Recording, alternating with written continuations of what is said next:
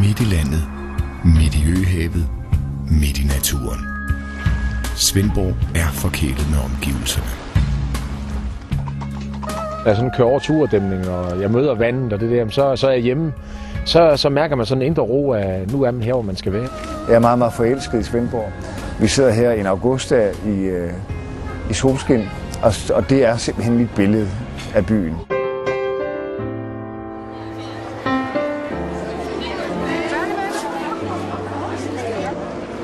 På Sydfyn er der aldrig langt til fælleshygge. Sydfynboerne sætter pris på alt det gode i livet. Det trækker folk til, både turister og tilflyttere. Og sådan har det været i flere århundreder. Svendborg er for mange kendt som entré til de 7 verdenshave. Siden 1800-tallet har byen haft en stolt tradition for at bygge imponerende skibe. Og mange er taget til byen for at blive uddannet på områdets navigations- og søfartsskoler. Jamen, jeg kan godt lide, at der er højt til loft i Svendborg, og man har den gamle fornemmelse af en søfartsby. Det er jo en af vores stolteste gamle søfartsbyer. Det er også med til at give byen en højere tolerancetærskel, at der altid har været trafik ud og ind af byen fra alle verdensdele. Svendborg har altid været kendt for sine imødekommende og tolerante mennesker. Og i 70'erne flytter nye folk til egnen. Hippierne bringer nye tanker til området. De laver kollektiver og socialistisk bogcafé. Det har lidt at gøre med de gamle hippiedage også, hvor der var en del hippier, der endte i Svendborg og på Langeland og i området hernede, og de er her faktisk endnu, og de præger byen endnu. Okay. Svendborg er fyldt med små og store begivenheder. En af de fornemste er kulinarisk Sydfyn. Nordens største fødevaremarked med over 15.000 besøgende. Her bydes på store kulinariske oplevelser. Kom og køb kun 50 kroner for tilbud i dag.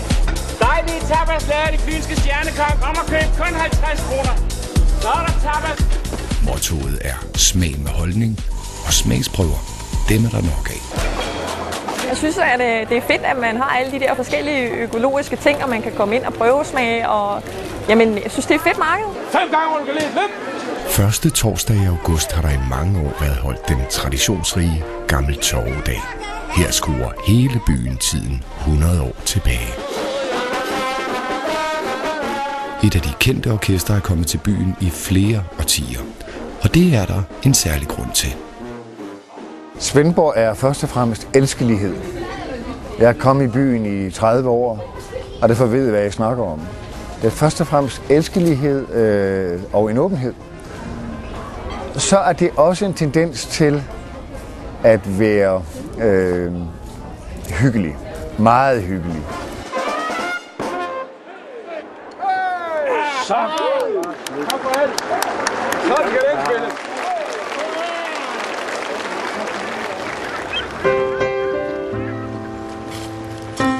Men det er især vandet, der trækker folk til Sydfyn. Jeg bruger utrolig meget vandet og naturen og sådan få koblet af. Det er klart, at jeg har et meget stresset job i perioder. Så bruger jeg meget den her natur og vand til sådan at få stresset af og få tanket noget ny energi. Jeg har jo haft håndboldlandsholdet hernede mange gange på træningslejre. Alle siger jo, at det er et helt fantastisk område at være i, og vi bruger meget vandet til sådan at komme ud og få nogle oplevelser. Og det har været helt fantastisk. Altså det der med at kunne komme ud og sejle med de der træsejlskibe og alle de ting der, det er bare det er helt unikt.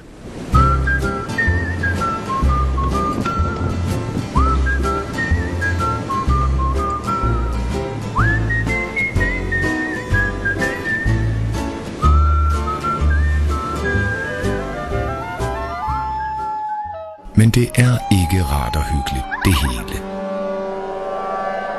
På et af områdets mange slotte og herregårde sker der voldsomme ting i de mørke måneder. Horror Night på Valdemar Slot er en af de nye oplevelser, Svendborg byder på.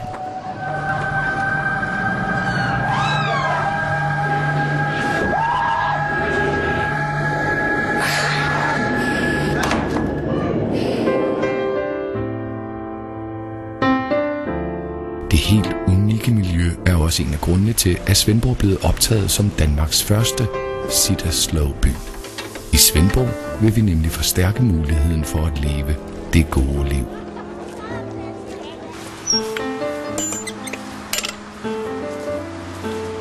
Tag del i det gode liv.